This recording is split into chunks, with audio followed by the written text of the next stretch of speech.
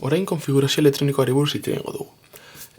Dakigunez, atomoak badu bere nukleoa, nukleo hauetan badaude bai neutroiak eta bai protoiak, bi azpipartikula hauek dira masa gehien daukaten azpipartikulak, eta inguruan elektroiak kokatzen dira. Aurretik komentatu dugunez, gehien importatzen zaigunan kimika dira elektroiak. Beraz, nukleoa, onartzen dugu neutroiez eta protoiez osatuta dagoela, baita ere jakin behar dugu protoi zenbakiak adieraziko duela elementu baten zenbaki atomikoa, eta neutroi eta protoiekin lortuko dugula elementu baten masa zenbakia. Baina, orain arduratuko gara bakarrik elektroietaz. Elektroiei buruz sortzen zaigu duda bat. Zelan ordenatzen diren elektroiak, zelako disposizioa duten nuklearen inguruan. Lehenik eta behin, esan beharra dago, hemen ikusten dugunez, orbita hauek deitzen dira maila energetikoak. Edo energi mailak.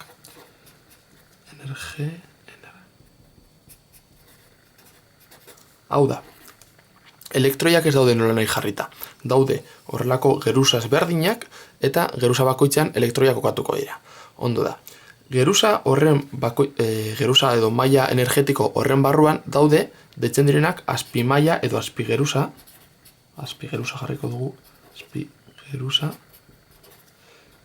energetikoak. Ondo da, maila energetikoak izendatzeko N izkia erabiliko dugu. N zen daiteke 1, 2, 3, 7 arte heldu daitekena. Adibidez, hau, hemen daukaguna izango litzateke N berdin 1. Hau bigarren izango zen N berdin 2. Eta hemendik, N berdin 3 eta heldu daiteke 7 geruza ezberdin izatera.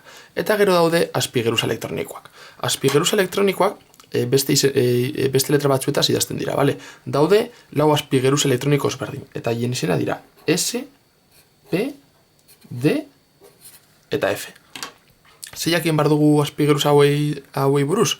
Lehenengo gauza. Azpigeruza bakoitzan sartzen dira elektroi kopuru jakin bat.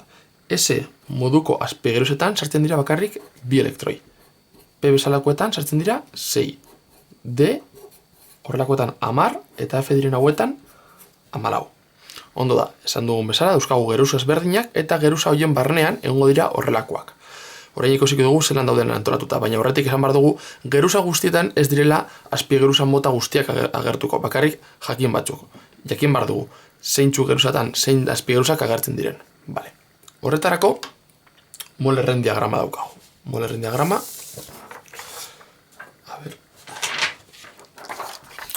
hau da gure Molerren diagrama. Molerren diagrama horretan ikusi dezakegu lehenik eta behin maila edo geruza elektroniko ezberdinak, ezta? Hemen agertzen direnak. Ondo da. Hemen agertzen da maila bakoitzean zen motatako azpimaila edo azpigeruzak aurki ditzazkegun.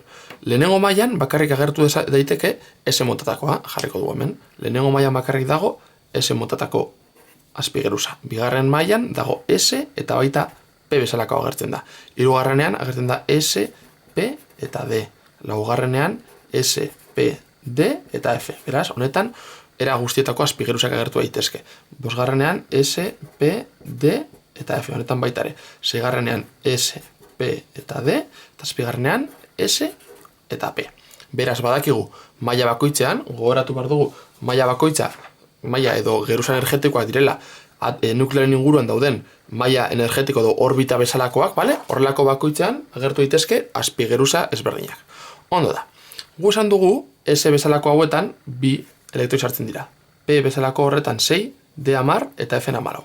Beraz, kalkulatuko dugu maila bakoitzean zenbat elektroi agertu daitezken.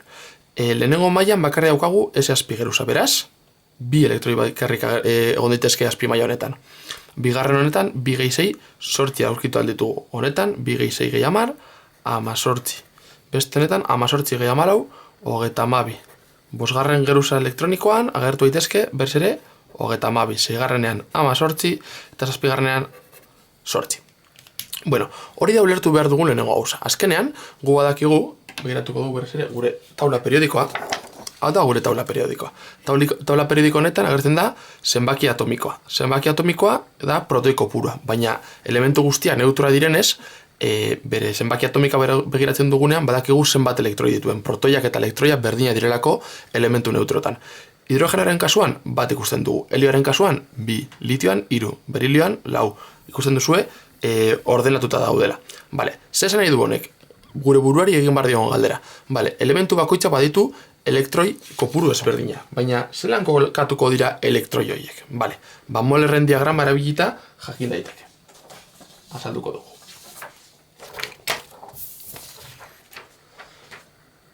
Esan bezala, demagun, gu daukagula, jarriko dugu adibide bat hobetu lertzeko. Eta adibide hori izango da neona. Neona, adirazoko izue taula periodikoan anarkitu daiteke, gas noble bat da, hau urdin hornetaz margoztuta dauden elementuak gas nobleak dira, neona, eta 10 protoi eta neutroa denez, beraz 10 elektroi dituen elementu kimikoa da. Beraz, neoia dauzka, 10 protoi, 10 elektroi. Kasu honetan gogoratu bakarrik neutroa delako, ezta?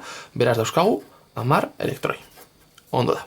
Orduan, gugoaz Molerren diagrama ikustera. Vale? Molerren diagrama hemen daukagu. Eta zelan joango gara egiten.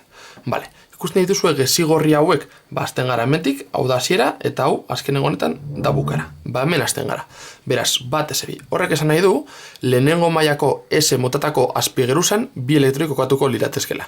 Vale, orduan daukagu bat S bi. Hemen kokatu dira bat eta 2. Vale. Urrengora goaz jarritzen dugu, hemen gaude, vale, orain 2 S bi. 2 S bi. Hemen urrengo 2 elektroiak kokatuko liratezke. Orain ja, geizten gara eta hemen azten gara 2 P6. 2 P, eta kalkulatzen ditugu, 2 gehi 2, 4. 6 behar ditugunez, justo 6 agertzen denez, 2 P6. Eta hemen, bat, 2, 3, 4, 5, 6. Vale. Orduan, neonaren konfigurazio elektronikoa eskatzen digutenean, zehazki hau da eskatzen ari digutena. Eta honek adierazten duena da, neonak dituen 10 elektroiak zelan dauden kokatuta bere atomo horretan. Bueno, irudikatuko dugu. Gu badakigu daukagula nukleoa, eta bere inguruan kokatzen direla elektroiak. Kasu honetan ikusten dugunez, bakarri daukagu lehenengo azpigeruza eta bigarren azpigeruza. Beraz, lehenengo geruza eta bigarren geruza. Beraz, hau izango da N berdin bat eta hau izango da N berdin bi. Esan dugunez, horrela irudikatuko dugu betu lertzeko, esan dugunez, lehenengo geruzan, gara berriz ere Molerren diagramara, lehenengo geruzan bakarri dago S motatako azpigeruza. Beraz, irudikatuko dugu. S motatakoa denez, bakarri dauzka bi espazio, ezta? Orduan, zatitxo hau eta zatitxo hau, hor elektroi bat sartu daiteke eta hemen beste bat. Vale, bigarren geruzan, begiratzen baldin badugu, daukagu S motatako S motatakoa eta P motatakoa. Vale? Beraz, ukiko dugu bat S motatakoa, vale? Hau izango da jarriko dugu hemen S jakiteko, S, vale? Eta horrein izango dugu, hemen, honetan zehar, honek adierazten dagoela bigarren geruzan, vale? Bat, 2, 3, 4, 5 eta 6, vale? Hau izango da P motatakoa, S2, eta P6, vale? Orduan, Molerren diagraman agertzen diren gauza ezberdinak azkenean hau da adierazten dutena. Hau da, bat S2, lehenengo geruzan dagoelako eta S motatako azpigeruza delako, hau izango litzateke 2 S2 eta hau 2 P6. Zer adierazten du honek? Norabide honek esaten du, hemen ikasten garrela. Lehenengo biak kokatuko litzatezkela hemen elektroi bat eta hemen beste elektroi bat. Gero 2 S2, beste bat, beste bat. Eta beste zi behar ditugunez, hemen, eta hemen. Beraz ja ditugu, neonak dituen 10 elektroiak zelan kokatzen diren, bai geruzetan eta bai azpigeruzetan. Vale. Orduan, gogoratuko dugu. Neona, elementu kimiko bat, neutra dena, protoi eta elektroi kopurua berdin dituena, vale? Neonaren konfigurazio elektronikoa modu honetara adierazten daiteke edo beste modu batean. Eta beste modu hori ikusiko dugu. Kalkulatu aldugu zenbat elektroi dauden lehenengo azpigeruzan, ezta? Lehenengo geruzan,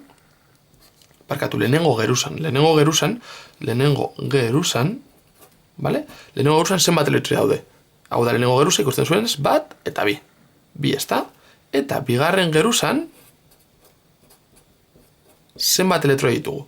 Kontatzen baldin ditugu, bat, 2, 3, 4, 5, 6, 7 eta 8. Beste modu bat kontatzeko, begiratu zeintzuek dauzkaten bi zenbaki hori aurrean adierazten dutelako maila, hau da, N berdin bi, bigarren maila direla, eta kontatu hemen goia dauzenak, 2 gehi 6, 8. Bale, 8.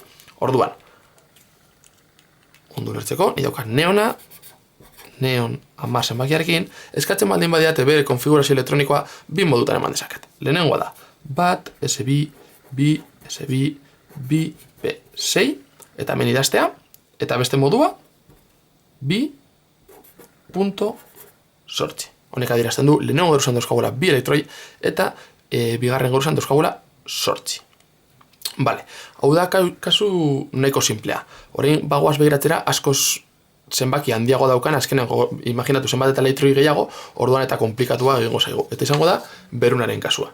Berunaren kasuan, ez dugu marrazki egingo, oso handia geratuko litzaketelako, baina bueno, egingo dugu erdi marrazki bat pizkat imaginatzeko nolakoa den irudia, bale? Bale, beruna idazten da PB. Eta idazten da PB latinez beruna ditzen delako plumbum. Ez dakit jakingo zuen, baina inglesez fontanero direnei plumber deitzen zaie. Eta plumber da tuberiak eta berunez egin da dauzelako. Vale. Berunak dauka, bilatuko dugu hemen, gure taula periodikoan, PB hemen. 82 da bere zenbaki atomikoa. 82 protoi ditu. Eta elementu neutroa denez, baditu, 82 elektroi. PB, 82. Orduan, zein da gure urratsa? Bueno, begiratu barko genuke, hasi barko ginetek hemen, eta joan, ikusten, noiz helduko garen 82 zenbakira. Ba, bueno, joan gara pizkanaka egiten. Vale, beruna. Egiten dugu, bat, S, B. Vale, dauzkagu ja bi. Vale, bi, S, B. Bi, P, 6. Onarte ja dauzkagu 10. Jarraitzen dugu. Iru, S, B. Iru, S, B. Iru, P, 6. Onarte dauzkagu 18. Iru, P, 6. Lau, S, B. Gaude men. Orain, iru, D, 10. Ikusten duzuenez, gertatu daiteke, hemen da, bat, bi, iru, lau, eta berriz ere iru bat agertzea. Segezia, bero antzadoa, baina goitik azten denez orain berriz iru agertzen da, bale? Hori da posible, hori da Molerren diagramak adierazten duguna. Ez direla kokatzen guztiak maila batetan eta maila hori betetzen denean urren gora doaztela. Importante da, bai maila, baina baita ere, maila horretako azpi geruza ikusten duzuenez, laugarren mailako S geruza beteko da, hirugarren mailako D geruza baino lehenago. Bale, hori komentatzea besterik ez. Bale, orain 12 gehitu ditugu, beraz, hemen dauzkagu ja, 30, 82 heldu behar gara, oraindik nahikotxo geratzen zaizkigu. Vale. Iru de 10, orain lau P6, eta bost S, B. Lau de 10, bost P6, jarraituko dugu egiten, vale, bost P6, a ber, jarriko dugu hemen, bost P6, hemen gaude, 6 S, B, lau F, 14, joan batzen, zenbaki, hemen goien agertzen diren zenbaki guztiak, peratu balgara, 82 altzen garrenean, lau F, 14, bost D, 10, batzen baldin badituzue, hor dauden zenbaki guztiak ikusi duzue, hemen ja 80 guazela, eta orain tokatzen da, bost D, 10 eta gero, 6P, vale, 6P, 6 toki ditu. Baina, gu, 82 ditugunez, ja 80 heldu gara, bi elektroi bakarri falta zaizkigu kokatzeko. P, azkenean, goratzen badi badugu, P da horrelako 6 zatitxo dituen kutsatxo bat, baina gu, kutsa horretan, bakarri kokatu nahi ditugu, bi, horregatik nahiz eta hemen, adirazi, daudela 6 toki, gu hemen bi bat jartzen dugu adirazteko 6 toki horietatik bi bakarri daudela okupatuta, urtean 6P2. Eta hau izango litzateke gure konfigurazio elektronikoa, berunarena, gogoratu beste modu bat dagoela adirazteko, eta egin behar dena da, kalkulatu geruza bakoitzean zenbat elektroi dauden. Vale. Lehenengo geruza gehienez JB izan dezake. Molerren diagramak adirazten diguna da, hori, lehenengo geruzan bi bakarri egon daitezkela, bi, vale. Kasunetan okupatuta daude. Bigarren geruzan gehienez 8, eta ikusiko dugu, 8 horiek hemen daudela, ezta? Vale. Bi.8. Hirugarren geruzan ikusten dugu dagoela. Bat, bi eta 3. Eta gainera, guztia beteta, 2 gehi 6 gehi 10. Beraz, 18. Laugarren geruza daukagu hemen bat, hemen beste bat, hemen beste bat, eta hemen beste bat. 2 gehi 6, 8, 18, gehi 14, 32. Vale. Bosgarren geruzara goaz. Daukagu bat, 2 eta 3. Fijan daitezte, bosgarren geruzan sartu daitezkela gehienez 32, baina gure konfigurazio elektronikoan oraindik ez garen ez heldu bost F horretara, ze hemen agertu barko zen, beranduago hemendik agertu barko zen, ez denez agertzen, bakasu honetan dauzkagu. Bosgarreneko 2, 6, 8 beraz, gehi 10, 18. Vale? Bosgarren horretan, bosgarren geruzan bakarri dauzkagu 18. Nezi eta 32 sartu, bakarrik 18 jarri ditugu, ezta? Vale. Eta 6garren geruza, baita daukagu hau eta hau. 2 gehi 2, 4. 4 sartzen dira, ezta? Hoi da, 4. Perfecto. Vale? Hau da, berunaren kasuan, daukagun konfigurazio elektronikoa. Modu batera adierazita, beste moduan adierazita. Orain, azkar ikusiko dugu zein izango litzateke. Hemen daukagu nukleoa, hemen imaginatu, bere inguruan kolkatzen dira. Eta kasu honetan, agertzen dira, 1, 2, 3, 4, 5 eta 6. Vale? Eta horietako bakoitzan, lehenengoaren kasuan, bakarrik agertu daitezke, bi elektroi. Bigarrenan dago horrelako kutxa bat birekin, baina dago gero beste kutxa bat, dago euskana, 6 ezta. Hirugarren goren kasuan daukagu, bat euskana 2, beste bat 6 dituena, eta gero beste bat 10 dituena. Gora jartzen, hau izango litzateke, bat S bi jartat sartzen dira, hau 2S2, hau 2P6, hau 3S2, hau 3P6, eta hemen 10 sartzen direla, 3D10, eta horrela zoazten margosten. Eta kasu honetan, hau guztiak egon liratezke bete, eta ikusten dugulako hemen agertzen baldin badira, horrek esan nahi du, hor elektroiak daudela, hor daudela, eta alduko ginateke ja, lehenengo geruza, bigarren geruza, hirugarren, laugarrena, bosgarrena, seigarrena, hau da N berdin 6, seigarren geruza delako, eta seigarren geruza honetan, hemen adierazten du bakarrik 4 elektroi ditugula, izango da, P bezalako, S bezalako bat daukagula, ezta, 2, S goratu da, kutsa bat, 2 sartzen direla, ezta, hau beteta egongo zen, eta daukagu beste bat dela 6P, hemen bat, 2, 3, 4, 5, eta 6 agertzen direla, ezta, hau da 6P2, hau da 6P6 sartzen direla, baina kasu honetan, ikusten dugunez, 6P2 da. Horrek esan nahi du, 6P6 honetan, 6P6 adierazten du, 6garren geruzan dagoen kutsa bat, P bezalakoa, beraz 6 zati ditu, eta 6 zati ditu, baina bi horrek adierazten du bakarrik 2 daudela okupatuta. Barrola izango zen irudia. Horrela, falta zaizkugu erdiko guztiak, beraz, 82 puntu gorri ongo liratezke horri inguruan jarrita. Eta hori da, berunaren konfigurazio elektronikoa. Modu batean, honek adierazten du zein ordenatan dauden elektroia jarrita, eta honek adierazten du, hain zuzen ere, lehenengo, bigarren, hirugarren, laugarren, bosgarren eta seigarren geruzan, zenbat elektroi ditugun.